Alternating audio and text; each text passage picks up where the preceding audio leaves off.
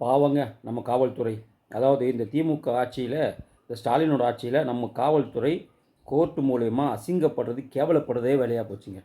ஒரு ஸ்காட்லாந்துக்கு நிகரான காவல்துறை இப்படி தலைய குனிய வச்சுட்டாங்களே இந்த ஆட்சியில். ஆமாங்க. நேற்று கோர்ட்டில் ஒரு காரசாரமான விவாதம் நடந்தது. என்னென்னா, போன வருஷம் கூட இதே பிரச்சனை தான் நடந்தது. ஆர்எஸ்எஸ் ஊர்வலத்துக்கு காவல்துறை அனுமதி கொடுக்கறதில்ல.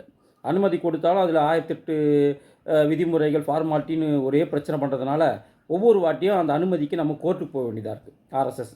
அப்படி இந்த வருஷமும் ஆர்எஸ்எஸ் இவங்க அனுமதி கொடுக்கலன்னு கோர்ட்டுக்கு போயிருக்காங்க.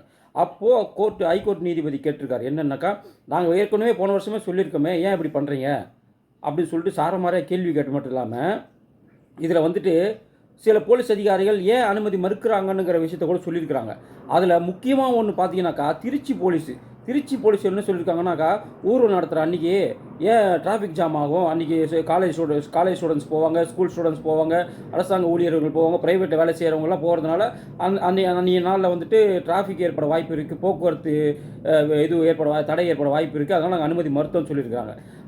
அதுக்கு சிரிச்சிருக்கிறார் யார் நீதிபதி, என்ன சிரிச்சிருக்கிறாருன்னா, லூசு பயல்களா, அன்னைக்கு சண்டே ஞாயிற்றுக்கிழமை தான் அனுமதி கேட்டிருக்காங்க. ஞாயிற்றுக்கிழமையில் எந்த ஊரில் காலேஜ் இருக்குது, எந்த ஊரில் ஸ்கூல் இருக்குதுன்னு கேட்டு ரொம்ப அசிங்கப்படுத்திருக்கிறாங்க அந்த காவல்துறையை. அது மட்டும் இல்லாமல் குலசேகரப்பட்டினம் காவல்துறை என்ன கேட்டிருக்காங்க அப்படின்னாக்கா, தசரா வரப்போகுது, அதனால் நாங்கள் இப்போ அனுமதி கொடுத்தா பெரிய பிரச்சனை ஆகும் அப்படின்னு அவங்க சொல்லியிருக்கிறாங்க. தசரா வரத்துக்கும் இதுக்கு என்ன சம்மந்தம் இருக்குது அப்படி கேள்வி கேட்டிருக்காங்க. அது இல்லாமல் கோட்டைப்பட்டினம் போலீஸ் ஒரு விசித்திரமாக ஒன்று சொல்லியிருக்காங்கன்னா, முஸ்லீம் அமைப்புகள் அங்கே வந்துட்டு நலத்திட்ட உதவிகள் செய்ய போகிறதா தகவல் வந்திருக்கு, அதனால் இந்த ஆர்எஸ்எஸ் ஊர்வலத்தை அங்கே நடத்தினாக்கா பிரச்சனை வரும், சட்டம் ஒழுங்கு சீர்குலையன்னு இருக்காங்க.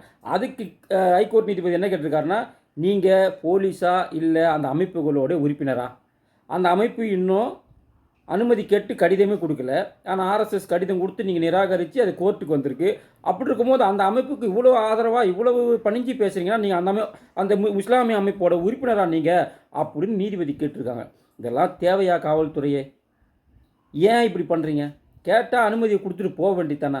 ஆர்எஸ்எஸ்னா பயங்கரவாத அமைப்பா? ஆர்எஸ்எஸ்னா இந்தியாவுக்கு எதிரான அமைப்பா? இங்கே எவ்வளோ பேர் இருக்காங்க, என்ன ஐஎஸ்ஐஎஸ் தீவிரவாதிகளுக்கு ஆதரவாக அவங்களுக்கு ஆளை சேர்க்குறான், அவங்களுக்கு நிதி திரட்டுறான், அவங்களெல்லாம் பிடிக்க முடியாமல் ஆர்எஸ்எஸ் ஊர்வலத்துக்கு தடை போடுறீங்களே, இதெல்லாம் எந்த விதத்தில் நியாயம்? தேசத்தை காக்கக்கூடிய ஒரு அமைப்புக்கு தமிழகத்தில் தடை போடுறாங்கன்னு சொன்னால், இந்த தமிழகத்தில் சட்டம் ஒழுங்கு எப்படி இருக்குங்கிறதுக்கு இந்த நிகழ்வு ஒரு உதாரணம்.